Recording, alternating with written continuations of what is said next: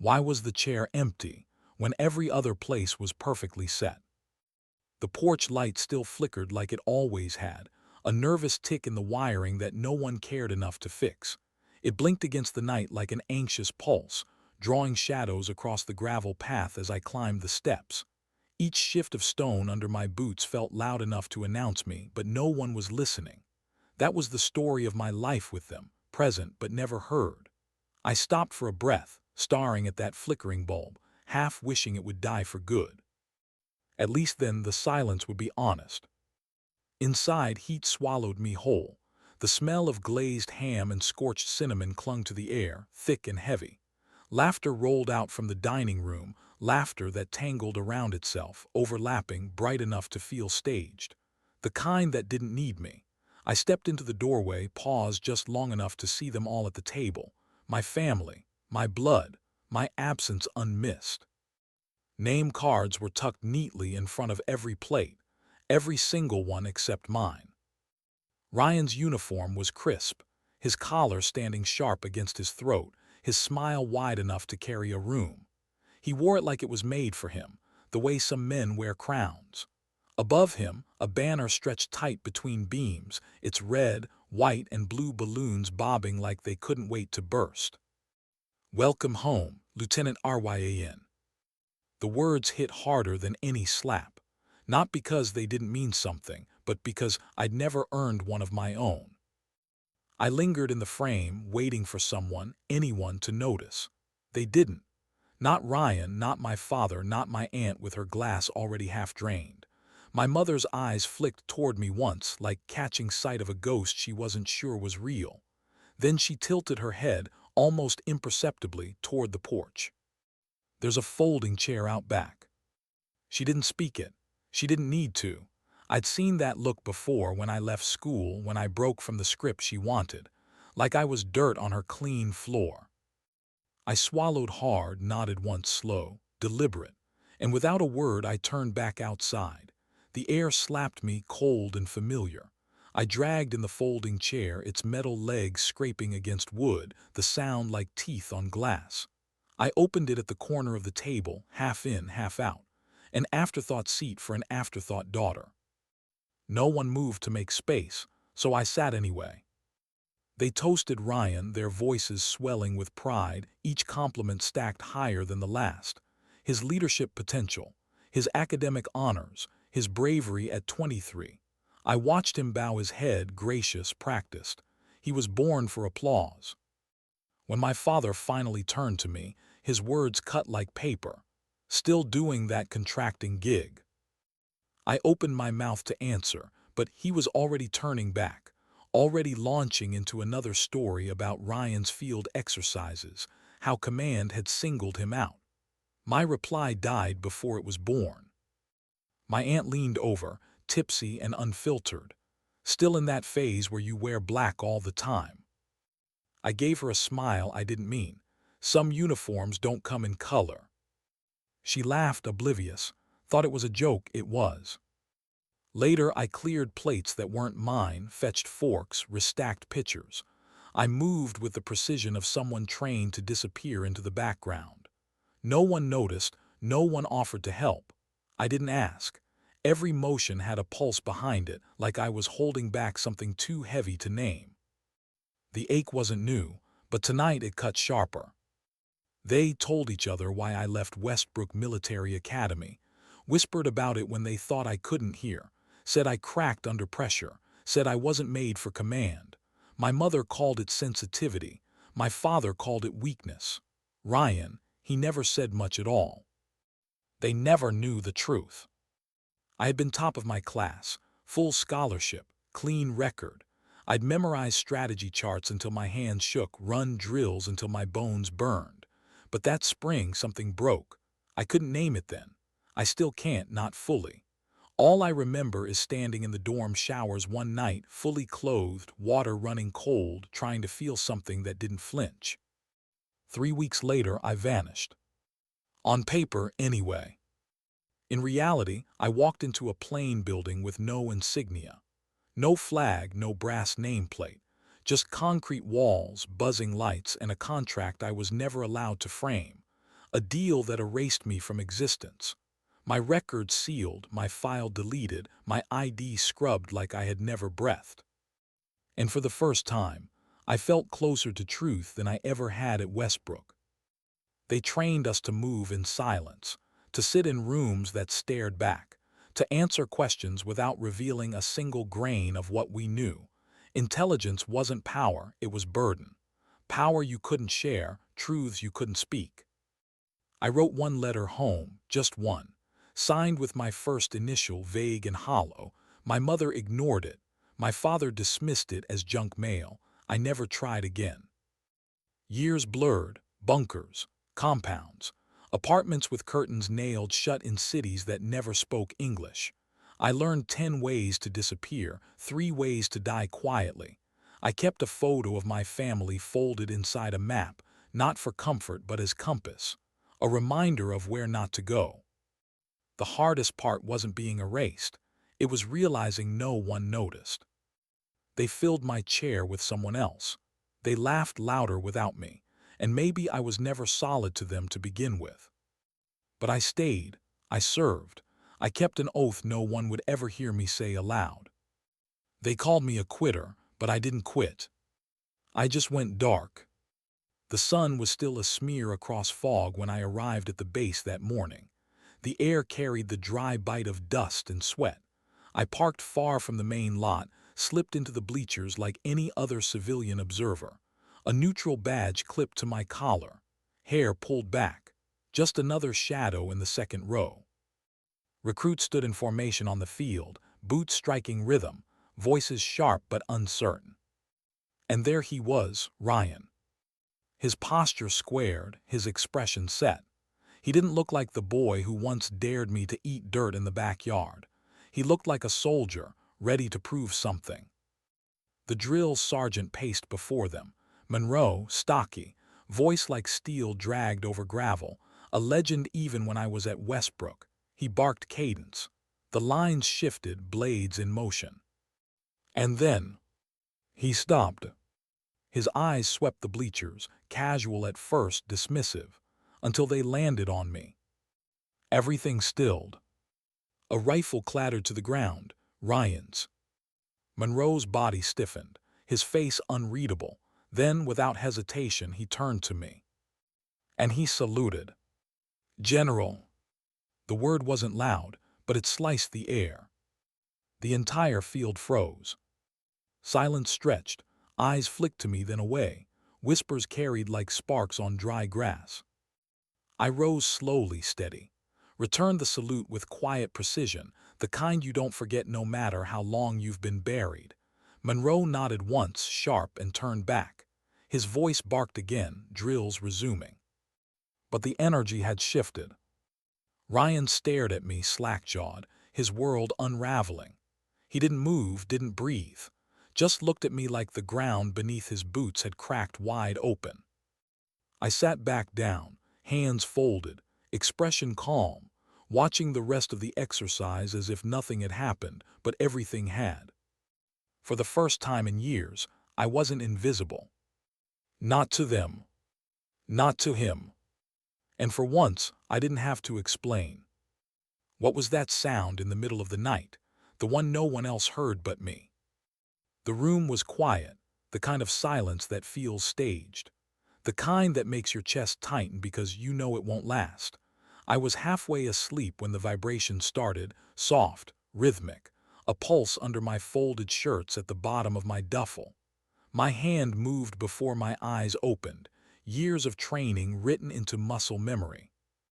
The screen glowed faintly when I pulled the device free. A single line of red text blinked back at me, sharp and merciless. Breach DETSETED, Shadow Protocol active. My stomach dropped. That interface was supposed to be dead, scrubbed from every system years ago. I had buried it so deep it should have rotted. Yet here it was, alive again, screaming at me in silence. I tapped in the override with shaking fingers. The report opened. Access origin, internal, tag match, HUX alpha. I froze. That clearance code hadn't seen daylight since I left fieldwork. It was burned, retired. If it had resurfaced now, it could only mean one thing. Someone had tripped a wire tied directly to me. But the system wasn't just flagging a breach. It was flagging me as the source, as the threat. My throat tightened. If Joint Command intercepted this before I contained it, everything I had spent a lifetime burying would erupt to the surface. My clearance, my sealed records, the team I had sworn to protect, lives threaded through shadows that couldn't survive the light. My hands moved faster than my thoughts. I backtracked the digital path, decrypted the access chain, each click tightening the vice in my chest. What I saw next turned my breath into stone. The trigger had come from a device I knew too well. Modified field unit. Old, obsolete, issued to me back when simulation training was still a trial by fire. It should have been destroyed. But it was, because I hadn't let it. I'd hidden it, stashed it, gifted it. Ryan. I'd tucked it into his duffel last year, disguised as a fitness tracker. He never knew. I told myself it was insurance, a silent safety net in case his path led him into danger I couldn't see. A final layer of protection. Now it was a torch in the dark, setting fire to everything. The logs were merciless. No exfiltration yet. No external pings, just the signal flare. But that was enough, more than enough. If the wrong terminal picked it up before I silenced it, Ryan would become a liability, a target, a threat to be neutralized. And that would be on me. The rational voice inside me whispered what I didn't want to hear. Report it.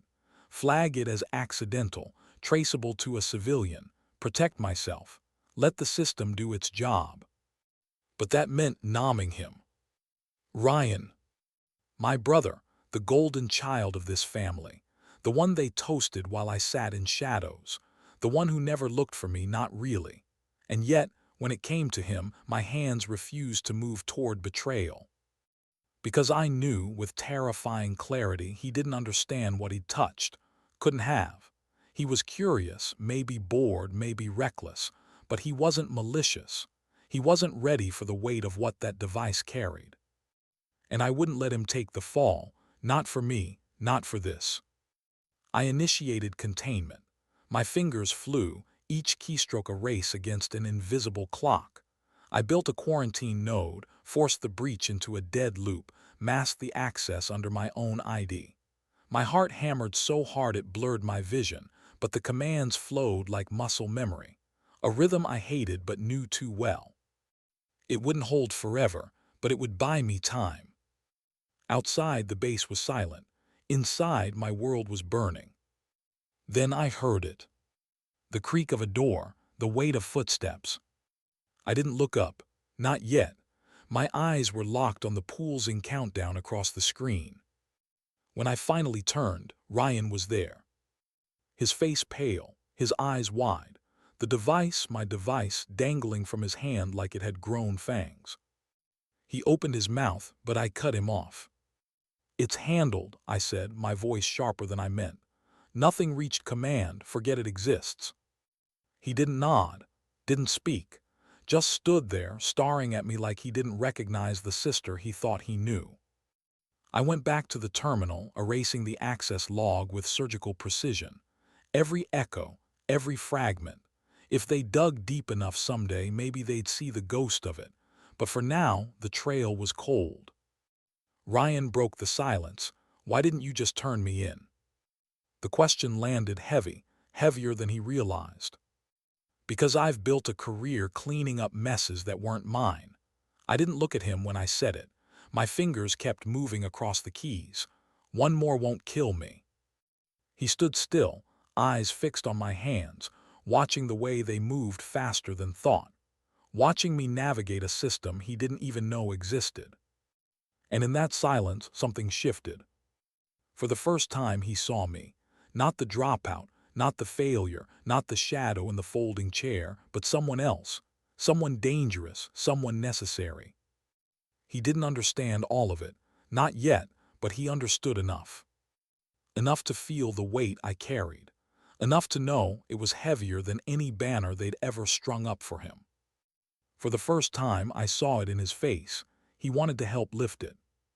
The room the next day was sterile, cool, designed for deliberation, not ceremony. I sat across from the panel, uniforms pressed, expressions carved from stone. A manila folder lay thick between us, my name printed clean in black ink. They spoke in clipped tones, charges dismissed, breach traced, intentions confirmed. My record restored. A senior officer cleared his throat, leaned forward. "We'd like to make it official." He said the words slowly, like testing me. "Recognition, national level, public debrief, medal consideration, interviews if you're willing." My pulse didn't rise, my breath didn't hitch. I only stared at that folder. My name, my history rewritten neat and clean as if it could ever be so. For a moment I imagined it, faces clapping, applause in rooms with bright lights, my name spoken as if it mattered. For a moment I almost let myself believe I wanted that.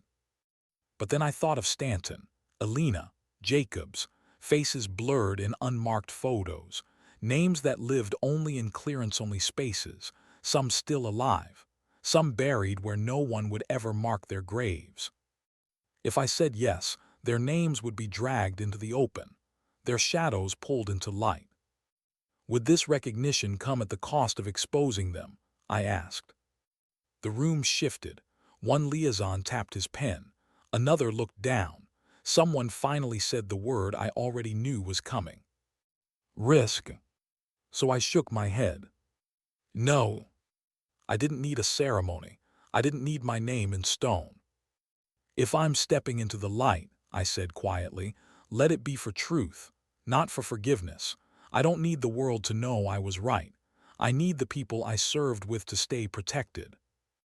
One officer nodded, not in agreement, just in understanding. That was enough. When I walked out of that room, I felt something I hadn't in years. Not pride, not relief. Peace. The kind that doesn't shout. The kind that sits heavy and quiet in your chest, reminding you that you chose the harder road and stayed true. And maybe that was the only recognition I ever needed. Why was he standing there with nothing to say, when silence had always been my language, not his? The runway hummed with the low growl of a waiting transport plane. Dust rose in lazy spirals, catching the first streaks of dawn. My bag was already stowed, my orders sealed in an envelope I hadn't opened yet. That was the way it worked. You didn't read them until you were wheels up. Safer that way. Cleaner. Ryan stood a few feet away, hands shoved deep into the pockets of his jacket. Not his uniform, just civilian clothes.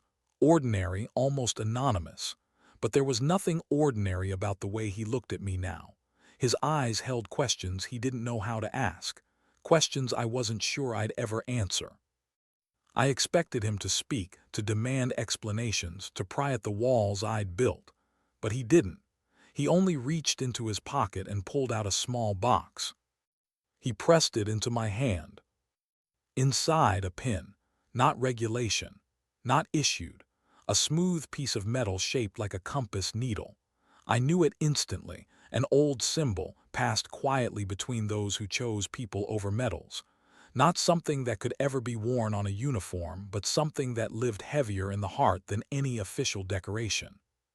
He didn't explain how he found it or why he carried it. He didn't need to. The gesture was enough. I closed the box, felt its weight in my palm. Before I could thank him, he straightened his shoulders. Then he did something he'd never done before. He saluted. Not because of rank, not because of obligation, just respect. I didn't return it in kind. Instead, I stepped forward and pulled him into a hug. Quick, solid, enough. The stairs creaked beneath my boots as I boarded. I slipped an envelope into the side pocket of his bag on my way up. His name scrawled in ink across the front. He'd wait to open it. He always had patience where I didn't. I hoped he'd only need it if he forgot who he was. The transport rumbled beneath me, its engines a low growl, impatient. I buckled into the cold seat, pressed my back against steel, and pulled out the only photo I still carried. My first team, faces blurred by snow and distance. On the back, my handwriting from years ago. Honor lives in silence, keep walking. I stared at the words until the engines roared and the world outside shrank into clouds. The mission brief came in the air. A thin folder passed hand to hand, unmarked, no cover page. Just coordinates, an objective, and a warning. Contingency clearance required. That was code. Code for situations that bent rules until they snapped. Our target wasn't an enemy stronghold. It wasn't a battlefield. It was a building, ordinary from the outside but infected on the inside. A leak. Information bleeding into hands it didn't belong to. Not dramatic, not cinematic, just dangerous. I traced the coordinates on the map, following the black line that cut across unnamed towns and featureless roads. My pulse didn't spike. My breath didn't falter. Missions didn't scare me anymore. The quiet before them did. The weight of what you might have to do balanced against who you might lose. I folded the map shut, leaned back, and closed my eyes. Sleep didn't come. It never did before operations. Instead, I drifted into that half-state, aware of every shift, every cough, every creak of the fuselage. Hypervigilance had become a second skin. When we landed, the air was thick, humid, the kind of damp that clung to your clothes and crawled under your skin. We moved in silence, boots hitting dirt in rhythm. The building rose ahead, nondescript, faceless, but my gut told me otherwise. We breached at dawn, standard formation, entry clean. The rooms were empty, too empty, like they had been waiting for us. Dust still floated in the shafts of light breaking through cracked blinds. Papers scattered across the floor, no order, no sense. Then I saw it. On the desk, a folder, not theirs, ours. Sealed, marked with a clearance I hadn't seen in years. Hux Alpha. My blood ran cold. The same code that had triggered Ryan's device. Someone had been pulling threads from a tapestry I thought I'd buried. And somehow, those threads were leading back to me. We extracted clean, no shots fired, but my chest was burning. The others didn't ask questions, they knew better. Curiosity wasn't survival. Still, I could feel their eyes on me, sharp, calculating. They had seen me pause, seen the flicker cross my face when I touched the folder. That night I sat alone in a dimly lit safe house, the folder spread open on the table. Inside, names, some familiar, some ghosts, all tied to missions that were supposed to be ash. And there it was again, my code name buried in black ink. The questions pressed hard against my ribs. Who had this? How had it surfaced? Why now? And beneath it all, one question louder than the rest. Was Ryan in danger because of me? Back home, he was probably asleep, or pretending to be. Maybe he had found the envelope I left in his bag. Maybe he hadn't opened it yet. Inside, I had written words I'd never said aloud. You think the family never saw you. Maybe you're right, but I did, even when you didn't see me. And no matter what you believe, you are not carrying this alone. If he read it, maybe he'd understand. Or maybe he'd just see it as another mystery I refused to explain. Either way, it was the only truth I could give him without putting him in more danger. The folder burned in my hands. It wasn't just evidence, it was bait. Someone wanted me to see it, wanted me to feel it. But why? I closed it, slid it into the false bottom of my pack, and leaned back in my chair. The room buzzed with the faint hum of electricity, the way safe houses always did. That constant reminder that walls could listen. My reflection stared back at me from the darkened window, tired eyes, jaw tight, a face that didn't belong to the girl who once stood invisible at her brother's celebration, a face carved by choices no one in my family would ever understand. And yet, for the first time, I wondered, would Ryan want to? He had seen too much already.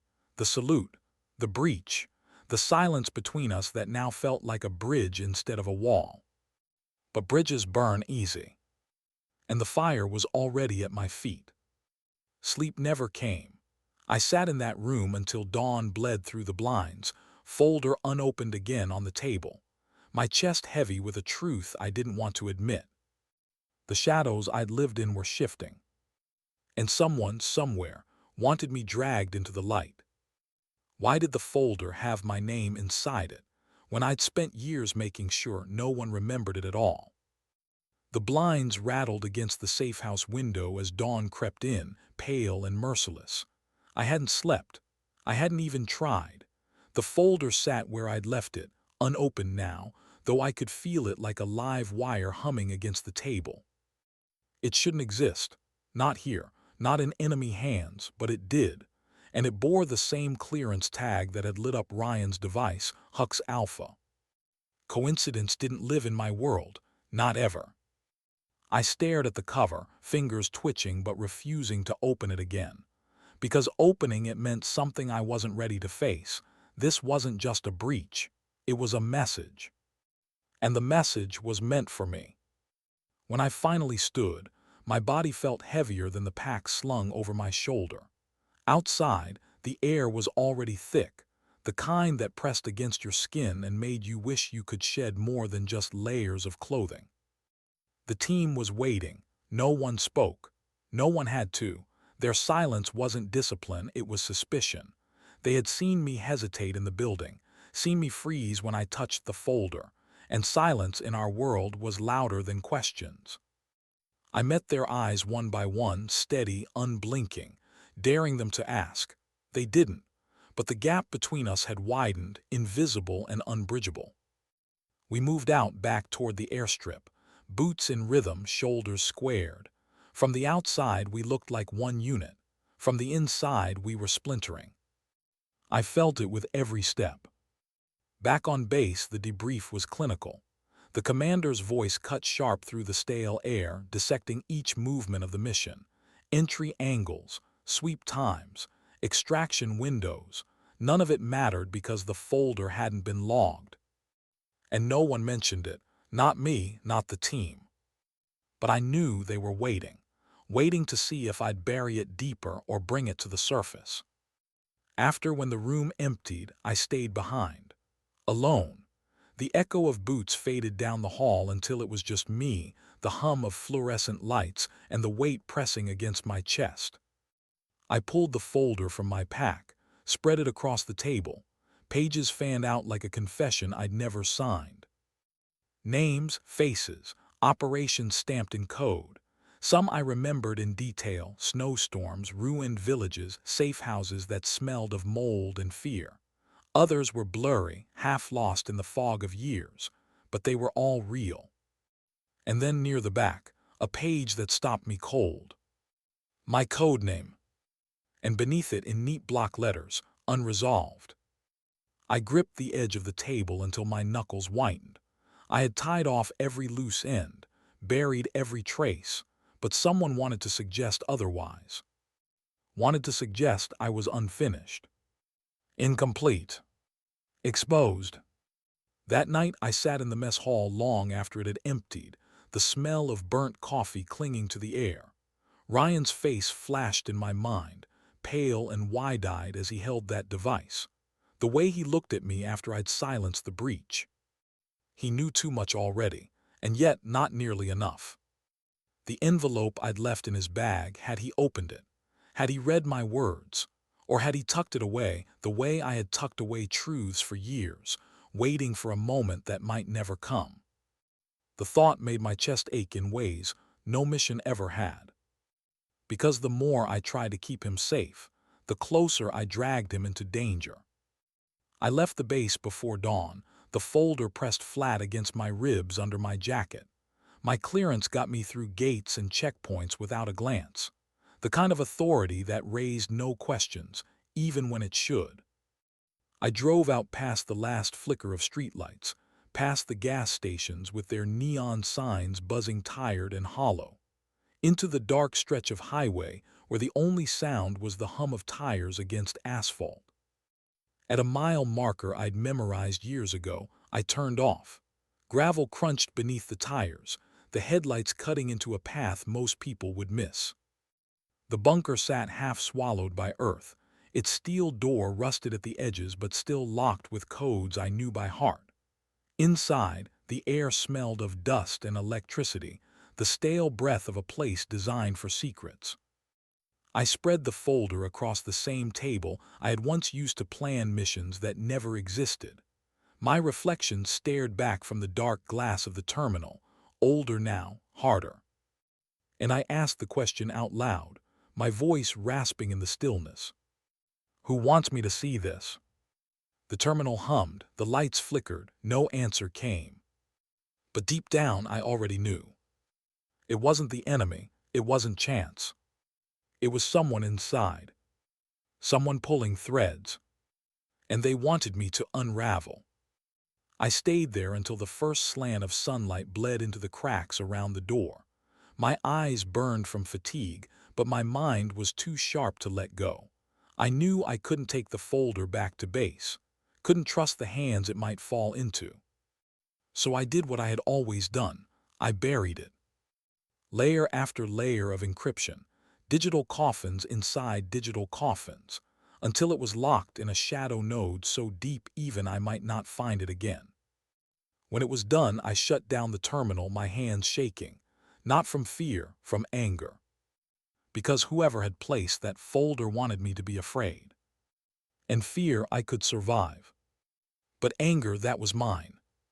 When I stepped outside, the sun was already high, burning against my eyes. I climbed into the car, turned the engine, and drove. The phone buzzed before I reached the main road, a restricted number. I let it ring twice before answering. A voice on the other end, calm, too calm. We need to talk. I didn't ask who it was, I already knew. Because sometimes, the enemy isn't the one across the line. Sometimes, it's the one who knows where you buried the bodies. And sometimes, it's the one who hands you the shovel. Why would someone who knew my secrets want to talk to me now, after all these years of silence? The call ended before I could answer. Just a click, sharp and final, leaving me gripping the phone like it was wired to a detonator. No name, no voice print, nothing I could trace, but I didn't need a trace. I knew the cadence, the pause between words, the way the syllables carried weight without effort. I knew because once, long ago, I had trusted it. Stanton. The memory of his face sharpened in my mind, creased at the edges from too many years in the field, eyes sharp enough to slice through lies. He had been my mentor once, the one who showed me how to vanish in plain sight, how to pull a trigger without trembling, how to endure silence without going mad. Stanton was the reason I survived my first 3 missions, and Stanton was also the reason I nearly didn't survive the 4th. The voice on the phone was his, older, quieter, but him. And if Stanton was reaching out now, it wasn't because he missed me. It was because something had shifted. I met him where he knew I'd come, the derelict hangar on the far edge of the base perimeter, a place that used to house training drills before funding cuts left it to rot. Its corrugated walls groaned in the wind, the paint peeling like dead skin. He was already there, leaning against a rusted strut, same posture as always, casual, like he belonged to the shadows. You kept the number, he said, not a question. You knew I would, I answered, my voice colder than I intended. His smile was thin. You always did play the long game. The silence stretched. The smell of oil and rust filled the space between us. I kept my arms loose at my sides, but my pulse thudded against my ribs. Finally, I asked the only question that mattered. The folder, was it you? Stanton tilted his head, studied me. Does it matter? Yes. He exhaled slow. Then yes, it was me. The admission didn't surprise me. What burned was the calm in his tone, like he had set a trap not to hurt me, but to prove I was still sharp enough to see it. Why? I asked. His eyes narrowed. Because the game isn't over. You may have walked out, gone dark, let them erase you, but erasure doesn't mean freedom. Someone has to carry the weight, and if it's not you, it'll fall on someone less capable. I shook my head. No, I buried those missions. I buried them for a reason. Buried, he echoed, almost amused. But never destroyed. You and I both know shadows don't vanish just because we turn away from them. They linger, they grow, and right now they're bleeding into daylight. I clenched my jaw. So you put my family at risk. That hit him for a flicker, his eyes softened. I didn't touch them. The device in my brother's bag says otherwise. His mouth pulled into a line. He didn't deny it, which meant he had known all along. You wanted me exposed, I said quietly. I wanted you awake. The words landed like gravel in my chest. Stanton wasn't the type to explain twice. He was telling me the truth, or at least his version of it. But the truth in his mouth was never clean. It was layered, manipulated, designed to push me where he wanted me to stand. And still, part of me knew he wasn't wrong. The shadows were bleeding. We left the hangar without shaking hands, without promises, just silence, the kind that says nothing has ended. I drove back to base with the folder pressed flat under my seat, Stanton's words crawling under my skin like insects. Awake. That's what he called it. But awake meant exposed, and exposed meant vulnerable. When I reached my quarters, the last thing I expected was to find Ryan sitting there. He was in the chair by the window, elbows on his knees, my envelope torn open in his hands. I read it, he said. My chest tightened. You weren't supposed to. Then why give it to me? His voice cracked, not with weakness but with something sharper, betrayal. I stepped inside, shut the door quietly behind me. Because I wanted you to know if something happened that you were seen, that you mattered. He laughed bitter. Funny, because most of my life it felt like the opposite, like you disappeared and left me to be the one they celebrated. That wasn't your fault. But it was yours, he shot back. His eyes were raw, unflinching. You left me to play the golden sun while you carried, whatever this is, and now I find out you've been living in the shadows while I've been paraded under banners. I sat on the edge of the bed, the space between us sharp as glass. You don't understand. If I had told any of you, it would have destroyed everything. I kept it from you to keep you safe. Safe? He held up the torn envelope. Does this look safe? Because to me, it looks like a death sentence written in code I can't even read. The silence between us was jagged. He wasn't wrong. Every move I made to protect him had dragged him closer to the fire. Finally, I said what I'd never admitted aloud. I didn't think you'd care enough to ask. That landed, his anger flickered, replaced by something heavier. Maybe I didn't, he admitted softly, until now. Our eyes met. For once there was no noise between us, just the truth. He cared, and that scared me more than anything. The knock on the door came sharp, military precise. Both of us tensed.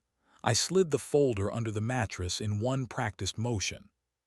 When I opened the door, the officer standing there didn't bother with courtesy.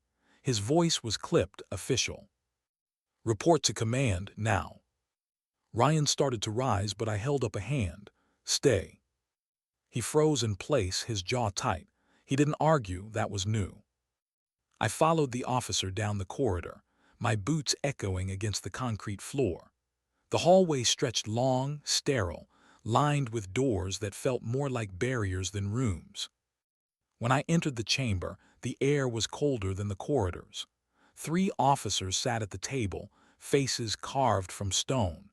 The manila folder I had buried in the bunker was sitting in the center. Not the copy, the original. My stomach turned. Care to explain? One of them asked. I didn't answer, not yet. Because the real question wasn't theirs. It was mine. How had they gotten it? I stood straighter, masking the storm beneath my skin. Where did you find this? That's classified, the officer replied smoothly. I let a bitter smile flicker across my lips. Everything is classified. That doesn't answer the question. His gaze sharpened. We're not here to answer your questions. We're here to decide if you still belong in the shadows, or if the shadows are where you'll be buried." My pulse stayed steady, though the words cut deeper than any blade. This wasn't a debrief. This was a trial. And I already knew the verdict would be written long before I spoke. Why would they put the folder in front of me, when they already knew I'd never admit what was inside? The chamber smelled of polished wood and old air conditioning, a sterile kind of cold that seeped into the skin. 3 officers sat across the table, uniforms pressed, metals gleaming faintly under the overhead lights. Between us lay the manila folder, its weight pressed harder than any gavel, harder than any sentence they could speak. It wasn't supposed to exist, not outside locked archives, not in their hands. I kept my posture straight, my breathing even, calm on the surface, storm underneath. Years of training weren't wasted. Stillness had become my weapon. "Explain this," the officer at the center said, tapping the folder once with 2 fingers. The sound echoed sharper than it should have. I let the silence stretch, not because I didn't have words, but because I knew words meant nothing here. They had already chosen their angle. This wasn't about finding truth. It was about framing one. Finally, I said evenly, "Where did you get it?" The officer's mouth pulled into a thin line.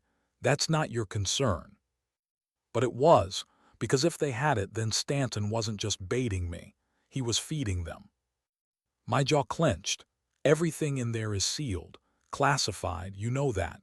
Which means if you're reading it now, it's not because I failed protocol. It's because someone broke it. The officer on the left leaned forward, his tone sharper. "Are you accusing your own?" "No," I said, my voice quiet but cutting.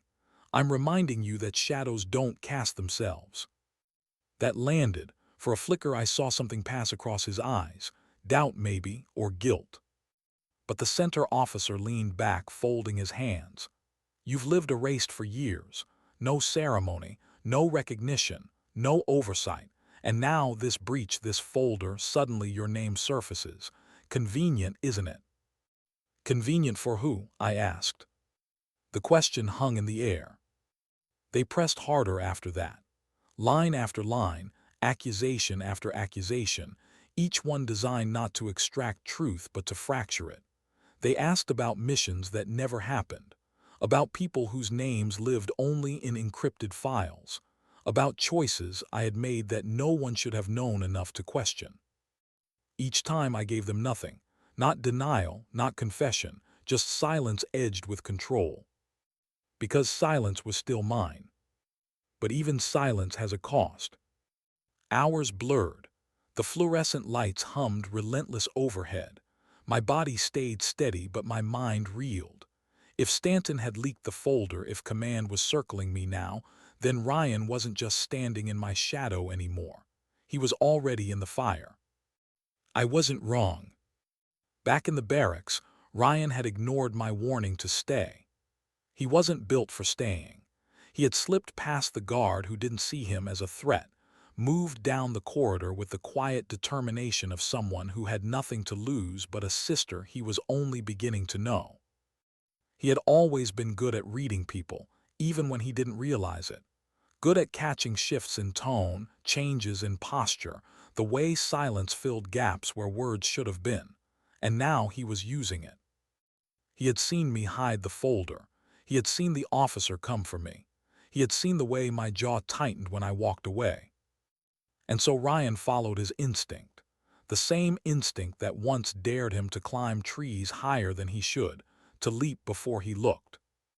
He went searching, through empty hallways, past filing cabinets with locks that looked stronger than they were. He didn't know what he was looking for, only that if he found it, it would bring him closer to the truth. Closer to me. Back in the chamber, the question slowed. The officers leaned into silence now, waiting for me to break. But they didn't understand. I'd lived years in silence. It was more comfortable than their accusations. Finally, the center officer pushed the folder closer across the table. "Your code name appears here, next to the word unresolved. Care to tell us why?" I looked down at the black ink steady. My hands didn't move. My voice didn't falter. Because someone wants it that way. His eyes narrowed, meaning. I met his stare. Meaning if you think I wrote that, you don't understand me at all. The tension stretched. He leaned back slowly, a predator bidding time. We'll adjourn for now, but don't mistake this pause for leniency. We will know the truth. I stood when they dismissed me, my boots striking hard against the floor, not in defiance, in control. But inside, a single thought burned. Stanton was orchestrating this, and command was too blind or too complicit to see it. Ryan didn't wait in the barracks when I returned. His bunk was empty. The envelope I'd given him lay torn in pieces on the desk. My chest tightened, a knot pulling hard. I checked the hallways, the mess, the training yard, nothing. It wasn't until I slipped into the records wing, quiet, dim, half forgotten, that I saw him. Crouched by a file drawer, his face pale under the weak light, his hands trembling over a folder he had no clearance to touch. I froze in the doorway, the sight cutting sharper than any reprimand I'd ever endured. Ryan. He looked up, not ashamed, not afraid, just raw. I had to know. I crossed the space in 3 strides, grabbed the folder from his hands, shoved it closed. You can't be here. Do you understand what happens if they catch you? He stood, his shoulders squaring the way they did on parade fields. What happens to you if I do? The words landed like a blow. I wanted to yell, wanted to drag him back, lock him in his bunk until morning, but I couldn't, because the fire in his eyes was the same fire that had once burned in mine. And for the first time, I realized he wasn't just following me into the shadows. He was choosing to. We slipped out before the night patrol circled back. Neither of us spoke until we reached the open air, the cold hitting our lungs like punishment. Finally, he broke the silence. What's unresolved? The question cut straight through the noise in my head. I stopped walking, looked at him. The kid who had been toasted at the table, the soldier who had been paraded as golden, the brother who had once barely looked at me. It means, I said slowly, that someone doesn't want my story to end. Not yet. They want me to keep carrying it, even if it kills me. His jaw tightened. Then maybe it's time you stopped carrying it alone. I stared at him, torn between fear and pride. Because for years, I had convinced myself the only way to protect him was to keep him blind. And now, he was tearing the blindfold off himself. And I couldn't decide if it would save us or destroy us both. That night, as the base lights flickered in the distance, I lay awake on my bunk, the folder hidden under the mattress again. My body still, my mind relentless. Stanton had dragged me back into the light. Command was circling like vultures. Ryan was stepping into shadows he wasn't built for. And the word unresolved echoed louder than ever. Because maybe it wasn't just a label. Maybe it was a warning. The story wasn't over. Not for me. Not for him. And not for whatever was coming next. Why would Stanton want me awake, if waking meant burning down everything I'd built to survive? The base looked ordinary that morning, soldiers marching in cadence, vehicles grinding across gravel, the steady rhythm of drills echoing off concrete walls. But beneath the routine I felt it, a shift in the current, something moving against the grain. I carried it in my chest, that gnawing awareness that nothing around me was stable anymore. The folder under my mattress, the trial chamber, Stanton's words, Ryan's defiance. Every thread I had kept separate was twisting together, and I didn't know if it was weaving a rope to hold me steady or a noose to finish the job. It started with the look. Command called me back into the chamber at noon. Same sterile room, same 3 officers, the folder in the center again, but this time it wasn't closed. Pages were spread out across the table like evidence in a courtroom. My name scrawled in black ink across more than one page. And in the corner of the room, half in shadow, stood Stanton. Not as an accused, not as a ghost, as a witness. My jaw tightened. He didn't look at me. Didn't need to. Just his presence was enough to slice open old wounds. The officer at the center gestured to the papers. Your record is complicated. Your loyalties unclear. And now we have testimony. I laughed, a bitter, hollow sound. From him. Stanton stepped forward, his voice calm. From someone who knows her better than anyone here. I wanted to break the table between us, wanted to demand why he was playing both sides. But his eyes caught mine for the briefest second, and I saw something there. Not betrayal, not malice, something worse. Conviction. He believed what he was doing. And that made him dangerous. They questioned me harder this time, each accusation sharpened by Stanton's steady words. He didn't reveal classified details. He was too careful for that, but he painted a picture. One of a soldier too skilled to control, too independent to trust, too loyal to her own ghosts to be loyal to command. It wasn't a trial, it was a slow dismantling. Piece by piece, he was turning my silence into guilt. And the officers listened, nodded, marked notes with pens that scratched louder than their words. By the time they dismissed me, I knew what this was. Not an inquiry, not even containment. It was groundwork. They weren't deciding if I was guilty. They were preparing to make me guilty. Ryan was waiting outside. He didn't ask questions at first, just walked with me, matching my pace, his jaw tight. But when we reached the empty stretch by the motor pool, he finally spoke. What are they doing to you? Building a narrative, I said quietly, one where I don't walk away clean. He stopped walking, then we tear it down. I turned to him, sharper than I meant. This isn't a game, Ryan. You don't fix this with a speech or a salute. They've already decided what I am. His eyes burned. Then make them see what you really are. I shook my head. What I really am isn't something they want to see. He stepped closer, lowering his voice. Then let me, show me. The words cut deeper than anything Stanton had thrown at me. Ryan wasn't asking for pieces anymore. He was demanding the truth, even if it broke him. And I knew then, whether I gave it to him or not, he was going to find it. That night he proved it. While I sat in my quarters, replaying every word Stanton had said, Ryan was moving. Quiet, careful, fueled by something between anger and love. He slipped into restricted corridors again, but this time he wasn't fumbling. He had watched me long enough, read me close enough to know the rhythms. He bypassed checkpoints, ducked patrols, found the access room where command stored digital archives. And he pulled a file.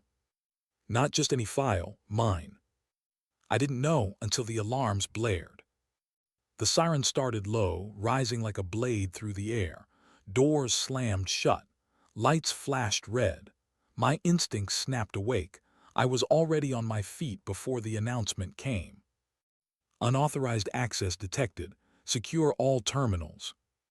I ran. Down the corridor, boots pounding, body weaving through the rush of soldiers who didn't know what they were running toward. And when I reached the archive room, my heart stopped. Ryan. Standing at the terminal, the glow of classified files spilling across his face. His hands trembling over the keys, his eyes wide not with fear, but with revelation. He turned when he saw me, and in his gaze I knew. He had seen enough. Enough to know what I had been. Enough to know why I had disappeared. Enough to know the weight I had carried wasn't abstract. It was written in blood and silence. Is it true? He asked, his voice barely audible over the alarms. All of it. I froze in the doorway. Soldiers were seconds away. Stanton was probably already moving. I wanted to lie, to protect him one last time, but the truth was burning too hot now. Yes. His face cracked, not with anger, with grief. Because the sister he thought he was beginning to understand was a stranger all over again.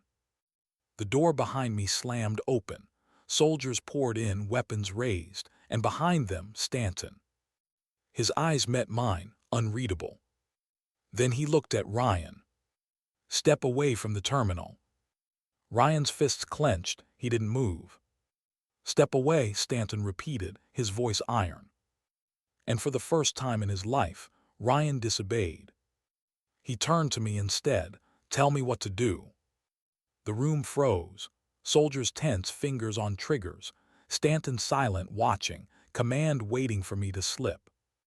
And in that moment, I realized something terrifying. The choice wasn't between silence and truth anymore. It was between saving him and damning myself, or saving myself and letting him be destroyed in my place. The air hung heavy. My body was still, but inside everything screamed. Ryan's eyes held mine, desperate and unflinching. Stanton's stare cut through me, daring me to choose. The soldiers' rifles gleamed under the red alarm lights, steady, ready. Time fractured. Every second felt like a year. And in the end, I spoke not because I had the right words, but because silence would have killed him. Ryan, I said quietly, steady, walk toward me. He did, step by step, slow. Every rifle followed his movement, but he didn't falter. When he reached me, I placed my body between him and the rifles. And I lifted my chin. If you're going to shoot someone, I told Stanton, shoot me. The silence that followed was absolute. Even the alarm seemed distant. Stanton stared at me, his face unreadable. Then slowly he raised a hand. And the soldiers lowered their rifles. Why did the rifles lower, when pulling the trigger would have been easier? The red lights still pulsed overhead, alarms wailing in the distance, but inside that archive room, everything had gone still. My body stood between Ryan and a firing line, my voice the only shield I had left. Stanton's hand lingered in the air, fingers curled just enough to hold the weight of command. Then he lowered it, calm, deliberate. Stand down, he told the soldiers. One by one, rifles dropped. Boots shuffled back. The tension didn't vanish, it only retreated, coiled tight, waiting. Ryan exhaled behind me, a sound raw with disbelief. I didn't turn. I couldn't, not yet. Because Stanton was still staring at me. And I knew this wasn't mercy, it was calculation. The soldiers filed out at his gesture, the heavy door slamming shut behind them. The alarms muted, the lights dimmed. Silence pressed close again. Only 3 of us remained. Ryan, Stanton, me. Why? I asked. Stanton didn't pretend to misunderstand. Because killing you would have ended the story, and I need it unfinished. The word landed like a blade, unresolved. The mark I had seen in the folder, the shadow that had followed me from one mission to the next. He wasn't accusing me of failure. He was keeping me tethered. You want me bound, I said. I want you useful, he corrected. Ryan stepped forward then, his voice sharp. She's not yours. Stanton's gaze slid to him, cool and steady. And you are. Ryan didn't flinch. I'm her brother. Something flickered in Stanton's eyes. Not respect, not recognition, something closer to amusement. Then you'll learn what that means. We left the archive under watch, escorted not by rifles this time, but by eyes. Every corner seemed to hold shadows thicker than before. Every step felt like walking across glass. Back in my quarters, I bolted the door. Ryan paced the floor, restless, his anger sparking in short bursts. They're setting you up, he said. Everyone can see it. They're making you into something you're not. They don't care what I am, I told him. Only what I look like. Then fight it. His voice cracked, and I heard not just frustration but fear. Ryan, I said softly, fighting them doesn't mean winning. Sometimes it only means surviving long enough to keep the truth from being buried. He stopped packing, turned to me. You're talking like you've already lost. I shook my head. No, I'm talking like I know the game, and Stanton is better at it than either of us. Sleep was impossible. I lay awake, staring at the ceiling, the faint hum of electricity in the walls. Ryan's breathing slowed in the chair across from me, exhaustion finally claiming him. But my mind wouldn't stop. Stanton wanted me unfinished, wanted me to carry shadows I could never put down. And maybe he wasn't wrong. Maybe I wasn't meant for resolution. Maybe some lives weren't built for closure. But Ryan was. And I wasn't going to let Stanton drag him into the same void that had swallowed me. The next morning the summons came. Another chamber, another table, another folder. But this time Ryan followed me in. He wasn't invited, but he came anyway, his boots steady, his shoulders squared. Stanton sat at the far end, his expression unreadable. The officers flanked him, stone-faced, pens poised. The folder opened, my codename again, unresolved. The officer at the center spoke. Your service has been reviewed, your record complicated.